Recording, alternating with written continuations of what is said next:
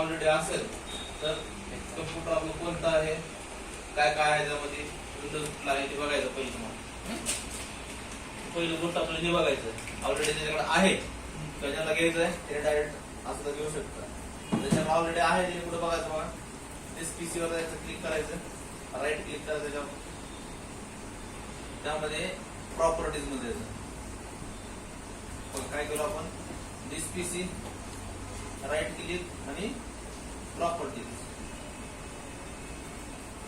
Properties मध्ये गेल्यानंतर ते किती प्रॉपर्टी दाखवते, जसं आपली प्रॉपर्टी किती दाखवत तसं कम्प्युटरची प्रॉपर्टी किती दाखवते बघा. त्याचा i3 CPU आपला म्हणजे प्रोसेसर, त्याच्यानंतर हे किती मेगाहर्ट्ज काय आहे स्पीड दाखवले, त्याच्यानंतर रॅम किती आहे 4 GB, त्यानंतर त्याच्यामध्ये 64 बीट सांगायचं तुम्हाला, विंडोज 7 64 बीट आणि 32 बीट असे 2 बीट असते. आपल्याला डाव्याचे 64 बीट दाखवते आपल्याला 64 बीट. त्यानंतर त्याच्यामध्ये काय आपलं ऑपरेटिंग सिस्टीम मध्ये विंडोज 10 प्रो आहे, विंडोज 10 प्रो टाका, 11 टाका असेल तर, किंवा अजून त्याला पुढे अपडेट कोणतं झालं 3 टाकलं तरी चालतं. त्यानंतर हे झालं आपलं पीसी मधलं. तर यामध्ये हार्ड डिस्क आहे आपली,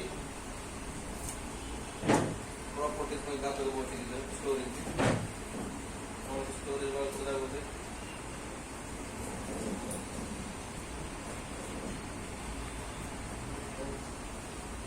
स्टोरेज त्याच्यामध्ये स्टोरेज किती आपलं टोटल 111 GB आहे, म्हणजे ज्यामध्ये हार्ड डिस्क नाही आपल्याला, त्याच्यामध्ये फक्त एक SSD आहे 128 GB. हार्ड डिस्क आपण टाकले नाही कारण त्याच्यामध्ये जास्त आपलं काही काम नसतं. तर त्याच्यामध्ये फक्त आपल्याला 128 GB, आता इथं फक्त आपल्याला दाखवते 111 GB. तर याच्यात आहे आपले 128 GB ची SSD. तर SSD जी आहे म्हणजे एकच ड्रायव्हर आहे. जसं मोबाईल जरी आपण 16 GB चा घेतलो किंवा 64 GB चा घेतलो किंवा 128 GB चा घेतलो तर 128 GB दाखवते का आपल्याला, सिस्टीम साठी युज होते आपल्याला 8 GB 10 GB आणि बाकीचे जे आहे आपल्याला दाखवते नंतर स्टोरेज. तसं याला पण सिस्टीम साठी काही युज झालेलं असतं आणि बाकीचे जे युजेबल स्टोरेज आहे ते आपल्याला 111 GB शिल्लक आहे. त्याच्यामध्ये पण अजून भरपूर डाटा सी ड्राईव्हवर असतं, आपल्याला ऍप्लिकेशन वगैरे इन्स्टॉल केल्यानंतर हे सगळं इन्स्टॉल करून आपल्याला जवळपास 20 GB शिल्लक आहे त्यामध्ये. तर इथं आपल्याला सगळ्या गोष्टी कळतील कम्प्युटरच्या. तर नेक्स्ट जे आहे ज्यावेळेला आपण नवीन कम्प्युटर घेतले त्यामध्ये अँटीव्हायरस असते. पहिलं तर अँटीव्हायरसला रिमूव्ह करावा लागतो. अँटीव्हायरस जमत नाही आपल्याला कारण सॉफ्टवेअर म्हणजे व्हायरस असतात, व्हायरस पासून बनवलेलं. जर तुम्ही ते सॉफ्टवेअर इन्स्टॉल केले तर ऑटोमॅटिक उडवून टाकते ते आपल्या अँटीव्हायरस किंवा चालूच देत नाही. त्यासाठी जर तुम्ही विंडोज 10 प्रो वापरत असाल तर तुम्हाला इथं सेटिंग एक अँटीव्हायरस डिसेबल करावं लागेल किंवा रिमूव्ह करावं लागेल. आणि दुसरी एक सेटिंग जे आहे तुमचे विंडोज डिफेंडर असते. आता बरेच जण विंडोज 10 वाले 10 प्रो वाले अँटीव्हायरस वापरत नाही कारण त्यात विंडोज डिफेंडर असते. विंडोज डिफेंडर काय करते, जे जिन्युइन सॉफ्टवेअर आहे, जे ब्रँडेड सॉफ्टवेअर आहे किंवा कंपनीचे सॉफ्टवेअर असतील त्यांना उडवत नाही. त्याला पेड सॉफ्टवेअर असतील ते असतील तर हे जे डिफेंडर असते विंडोज डिफेंडर म्हणजे हे विंडोज पण आपलं लिगली असते, पेड असते विंडोज पण. आपण जे विंडोज मारतो त्याच्यामध्ये हे क्रॅक असते किंवा कॉपी असते. तर विंडोज पण काय करते, तुमचे जे इन्स्टॉल केलेल्या फाईल आहेत ते फाईल उडवून टाकते, व्हायरस आणून उडवून टाकते त्याला.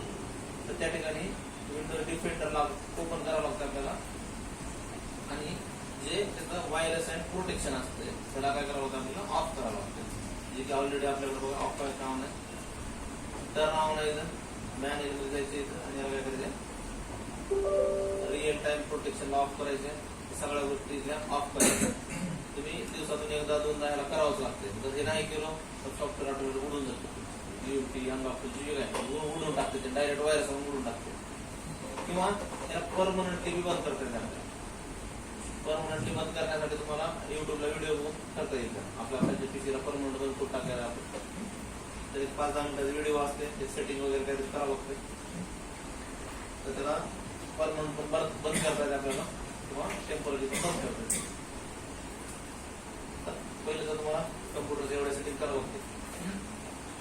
प्रिंटर इथं सापडत नसेल तुम्हाला तिथे जायचंय, सेटिंग वर जायचं इथं, त्यानंतर इथं अपडेट अँड सिक्युरिटी वर जायचं, त्यानंतर इथं बघा विंडोज प्रिंटर दिसतो, विंडोज सिक्युरिटी वर जायचंय, म्हणजे व्हायरस अँड प्रोटेक्ट एवढं फिरवून जावं लागतं. आपल्याला डायरेक्ट इथे सेटिंग असते बरेच जणांची, डायरेक्ट क्लिक केली की किंवा सर्च मध्ये जरी टाकलं तुम्ही विंडोज डिफेंडर म्हणून तर तुमचं लगेच सापडलं विंडोज सिक्युरिटी किंवा विंडोज डिफेंडर.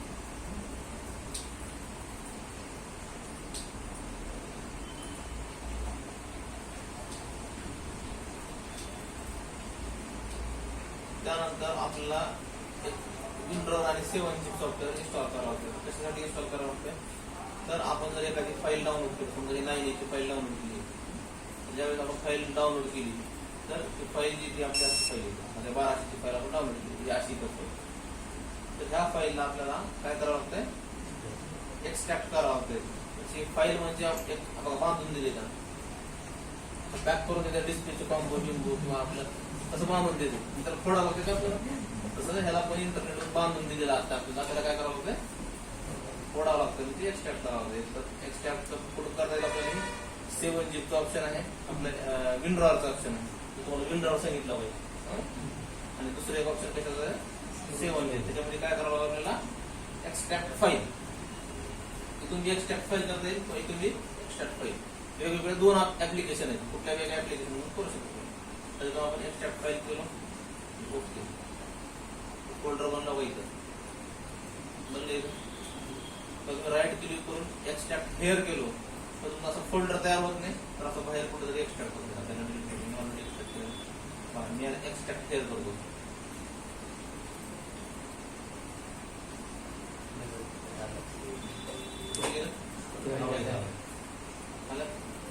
एक्सट्रॅक्ट फाईल म्हणलो एक फोल्डर तयार होईल आणि त्याच्यामध्ये एक्सट्रॅक्ट होईल देणार. त्यासाठी एक्सट्रॅक्ट काय करायचं आपल्याला, फाईल किंवा 7zip मधून एक्सट्रॅक्ट फाईल. आता ह्याचा फायदा काय असते, कंपनी आपल्याला डायरेक्ट असं काय देते, जर तुम्ही मार्केटमध्ये डिस्प्ले कॉम्बो बिंबो त्याला दिलं, पिशवीत नाही घालून दिलं, बॉक्समध्ये नाही घालून दिलं, तर एवढा मोठा दिसेल का जागा. तसं ही जर फाईल तुम्हाला डाउनलोड डायरेक्ट अशी दिली कुठून, इंटरनेटवरून, तर जागा जास्त लागेल, इंटरनेट जास्त लागेल आपल्याला. आता बघा फरक दोन्ही फाईल त्याच्यामुळे तेच आहे. याची साईज बघा किती 5.2, याची साईज बघा किती 3.68, म्हणजे याला जागा जास्त लागली, त्याला जागा कमी लागली. तर ज्यावेळेस आपण डाउनलोड करला त्यावेळेस आपल्याला कमी इंटरनेटमध्ये डाउनलोड करता येते. जसं की एक फाईल डाउनलोड केली आपण समजा, आता इथं भरपूर याच्यामध्ये फाईल आहेत. आता J2ची फाईल, J2ची फाईल किती जीबीची आहे, 2.2 जीबीची आहे. त्याच्यामध्ये जर J2ची फाईल तुम्ही इंटरनेटवर डाउनलोड केली तर 2.2 खर्च होणार आहे आपला, किती होईल मग 1.5 GB 2 GB पर्यंत होऊ शकतो. आता बघायचं J2ची फाईल, तेच फाईल इथं आहे, किती फाईल आहे 1 GB मध्ये फाईल गेला तरी ते 2.5 GB फाईल झाली. तुमचा फायदा झाला तिथं, इंटरनेट वाचलं तुमचं किंवा तुमचं टाइम वाचला. तर त्याला आपण काय करतो, एक्सट्रॅक्ट करतो किंवा इथून 7zip मध्ये एक्सट्रॅक्ट करतो. आणि कधी कधी काय करतं, डायरेक्ट आपल्याला असं सेटअप भेटतं, कधी कधी म्हणजे आपला जीबी काही MBचा असेल तेवढं डायरेक्ट सेटअप भेटते. आणि किंवा कधी कधी काय येतात त्याला अशी झिप फाईल, कोणती फाईल, झिप येतात, दिसते झिप फाईल आपल्याला डाउनलोड करते. ज्यावेळेस आपल्याला असं दिसेल त्यालाच एक्सट्रॅक्ट करायचंय, असं दिसल्यावर करायचं एक्सट्रॅक्ट, त्याला एक्सट्रॅक्ट करायचं आपल्याला ऑप्शन येईल एक्सट्रॅक्ट. 7zip मध्ये येईल पण होणार नाही, होईल पण फोल्डर बनवलं तीच सेटअप मध्ये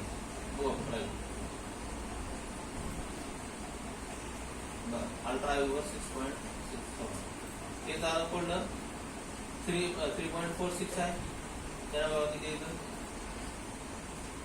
अल्ट्रा 3.46 काय बदल झाला का? फक्त तेच फोल्डरमध्ये ट्रान्सफर झालं. तर त्याला आपण एक्सट्रॅक्ट करणार काय अर्थ आहे का? एक्सट्रॅक्ट बी झाल्यावर त्याच्यामध्ये कुठल्या कुठल्या फाईल ते दाखवणार आहे. तर आपल्याला कळणार सुद्धा नाही काय आहे काय नाही. सेटअप बसणार आहे नाही, त्याला एक्सट्रॅक्ट करायची गरज पडत नाही आम्हाला त्याची फाईल. तर ज्या कम्प्युटरमध्ये तुमच्या विंडोवर असेल तुम्हाला असं दिसते फाईल, आणि ज्या कम्प्युटरमध्ये मी इन्स्टॉल नाही केलो तर फाईल तुमच्या कसं दिसते अशा टाइममध्ये एक्सट्रॅक्ट बी होणार नाही, ओपन बी होणार नाही, काहीच होणार नाही. त्याला ओपन करायला गेलो सेटअप असेल असं काहीतरी दाखवतो तुम्हाला, पण तुम्ही ओके करा काय करा ते काही कळणार नाही तुम्हाला. त्यासाठी पहिलं काय लागलं आपल्याला पीसी मध्ये विंडोर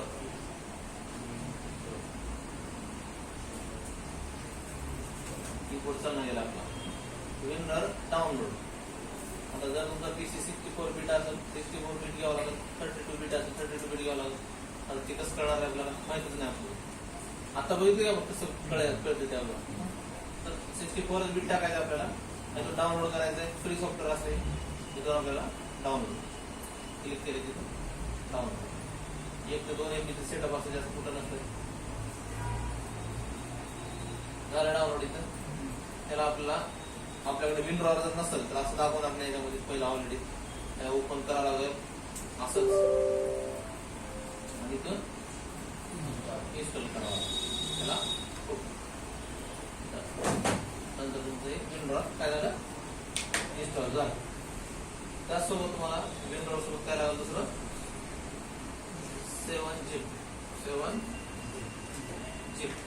7zip डाउनलोड. इथं पण तसंच करायचं.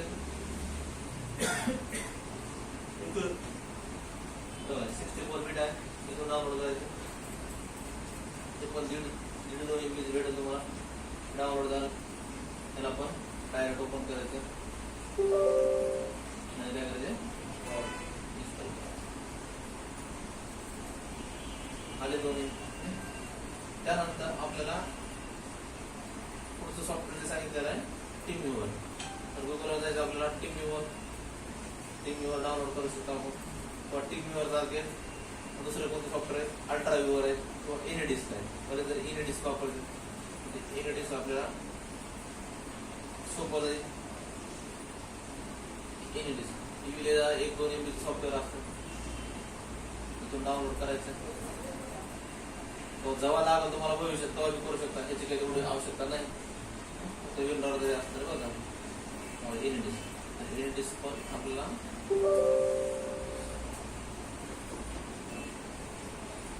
ही एनडिस्क TeamViewer अल्ट्राव्ह्यूवर मोबाईलमध्ये पण चालते. आपल्या मोबाईलमध्ये कम्प्युटर ऑपरेट करता येते दुसऱ्याचा, किंवा मोबाईल टू मोबाईल करता येते, किंवा काही हॅकर असतात तुम्हाला फोन पे गुगल पे, किंवा तुम्ही रिचार्ज केलो कधी तुम्हाला ते इन्स्टॉल एनडिस्क त्याच्यात OTP सांगा म्हणते किंवा पासवर्ड सांगा म्हणते सगळं. आणि ते जावा म्हणजे तुमच्या कशामध्ये फोन पे मध्ये जावा, तुम्ही किती जर रिचार्ज केला तिथं जावा, तुमचा पासवर्ड टाका, हे करा म्हणते. आणि तुम्ही नंतर त्यांनी सांगणार 4 तासांना 5 तासांना काय तर ते सांगतो तुम्हाला, आणि तुम्ही मोबाईल बंद करून ठेवता. त्यांना तुमचं फोन पेचं पासवर्ड कळतंय, मोबाईलचं स्क्रीन लॉक कळतंय, सगळंच कळतंय. मग गपचिप सगळं टाकतात तुम्ही आणि किती पैसे किंवा तुम्हाला त्यांनी सांगतात बघा रिव्हर्सल केलंय तुमचं आलंय का, आपण टाकून बघता बॅलन्सचे आपला 0 काय पासवर्ड 000 टाकून बघणार त्याला म्हणतो आलं नाही, ठीक आहे सर अर्ध्या तासाने 10 मिनिटांनी तुम्ही ऍप्लिकेशन क्लोज करू नका, हे करू नका, ते करू नका सांगते. सेट केला मोबाईल किंवा बरेच जणांना असं बी होतं की आता एक फेक मेसेज येत आहे अकाउंटला पैसे आले ते आले ते आले, एक ऍप्लिकेशन येते त्याला डाउनलोड करतो आपण, मोबाईल पूर्ण ऍक्सेस करतो सगळे पैसे. बरेच जणांसोबत सध्या फ्रॉड चालू आहे. तर ती फ्रॉड असे गाव आहे माहिती आहे का, वेबसाईट बघितल्या का जनताडा अख्या गावात फ्रॉड करणार, म्हणजे ओरिजिनल वेबसाईट आहे त्या गावावर केली, त्या गावातलं बारकाना बारक पोरग पेड्यात काढतो लोक, म्हणजे ऑनलाईन असं सिम कार्ड देऊन हे करून ते करून. आज बी आहे गावात ते, तिथे कुठलाच SP टिकत नाही, कुठलाच पोलीसवाला टिकत नाही, कुठलंच काही टिकत नाही. आज बी आहे तिथं की त्यांच्याकडे रोज नवीन नवीन पद्धती, लोक हुशार झाले, OTP सांगणार गेले, डायरेक्ट त्यांना ऍप्लिकेशन टाकायचं, डायरेक्ट ऍप्लिकेशन किंवा मागे करोडपती झालं म्हणतो ते करा ते करा, पुन्हा काही पैसे ट्रान्सफर करा किंवा काही काही जण तुमच्या काही बी करायचं तुमचं क्रेडिट कार्डचं नंबर सांगा, मागचे ते सांगा ते सांगा, तुम्हाला क्रेडिट झालंय ते झालंय. पण असे कॉल आले आता, जवळपास जनता हुशार झाली आता. सध्याचा स्कॅम सगळ्यात मोठा बायावाला, तुमचे पंतप्रधानचे महिन्याचे पैसे आलेत, बायावाला काही कळत नाही पहिलं तर, पैसे आलेत म्हणलं की तिने खुश होणार. मग तुम्हाला एक कोड येणार, तेवढा कोड सांगा, लगेच तुमच्या अकाउंटला जमा होते. मग ते करणार कार्यक्रम जे त्यांनी सांगणार आहे तसं, नवऱ्याला तो सांगणार, नवऱ्या पैसा घेतात. सध्या स्कॅम खूप चालू आहे. तसं नवीन नवीन जे मार्केट चाललंय तसं ते लगेच त्याच्यावर अपडेट आणणार आणि त्याचे क्लासेस आहेत त्यांच्या गावामध्ये. क्लासेस लहान लेकराला शिकवणार, म्हाताऱ्याला शिकवणार, सगळ्यांना कसं करायचं, स्कॅम कसं करायचं, वाचायचं कसं, पैसे कसे घ्यायचे यातून. जे 70, 80, 90चे म्हातारे त्यांच्या अकाउंटला घेतात पैसे, पोलीस वाले त्यांना काही नेत नाही. किंवा जे स्कॅम करणार 17, 18 वर्षाच्या खालची, सगळं 18 वर्षाच्या खालच्या पोलीसवाले सोडून द्यायचे जोपर्यंत 18 वर्ष होत नाही. तर हे असं त्यांना पूर्ण हे झालेलं आहे. त्या ह्याच्यामध्ये दाखवले वेब सिरीज मध्ये, कोणाला बघायचं असेल तर शिकायसारखं भरपूर काय. ते जर पिक्चर कोणी म्हणजे वेब सिरीज बघितली तर ऑनलाईन एखादा पिक्चर आहे माझ्या तेलुगू मध्ये, काळ्या गायरो नाही काय मिलिटरीवाला ना, ते बापाच्या अकाउंट फ्रॉड होते, मोबाईलवर ह्याच्यावर सगळे कॅमेरे स्कॅम करून हे ओव्हर दाखवलं त्याच्यामध्ये. एवढं रिअल नाही पण ओव्हर दाखवलं, म्हणजे काय काय होऊ शकते ते दाखवलं त्याच्यामध्ये. म्हणजे जे तुमचे हॅकर्स आहेत ते कुठल्या लेवल पर्यंत पोहोचू शकते, भविष्य सांगितले त्यानं. डॉक्युमेंटवर होऊ शकते, बायोमेट्रिक होऊ शकते, ह्याच्यावर सगळ्यावर होऊ शकते. तर हे डिस्कमुळे एवढा विषय झाला. जे बाकीच्या गोष्टी आपल्याकडे महत्वाच्या असतात, जे बोलायला आपण त्या गोष्टी जनरल नॉलेज थोडक्यात. हे जर तुम्ही ऑनलाईन क्लास केला असता आतापर्यंत 15 मिनिटात 20 मिनिटात क्लास झाला असता. कारण मी ऑनलाईन काय शिकवलं असतो, असे PDF तयार केलेले असते, असं जे दिलं हे टाईप केलेलं असतं, ते ओपन करायचं, तर सांगायचं ते असं असतं तसं असतं. त्याच्यामध्ये कोणाला आवाज येत नाही, जात नाही, आवाज येऊ लागला काय, चाललाय का, रेंज मध्येच आहे का, त्याच्यामध्ये अर्धा तास जात आहे. जेव्हा रेंज मध्ये आला तेव्हा 15 मिनिटात तास जात. लॉकडाऊन घेतो आपण ऑनलाईन, आता तेच विचारलं ऑनलाईन सॉफ्टवेअर आहे ऑफलाईनला काही कळणार मला.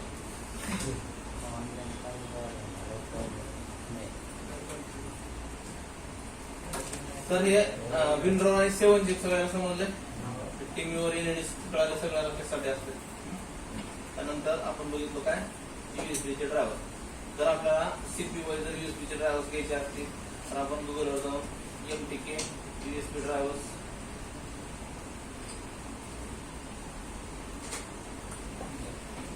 SPD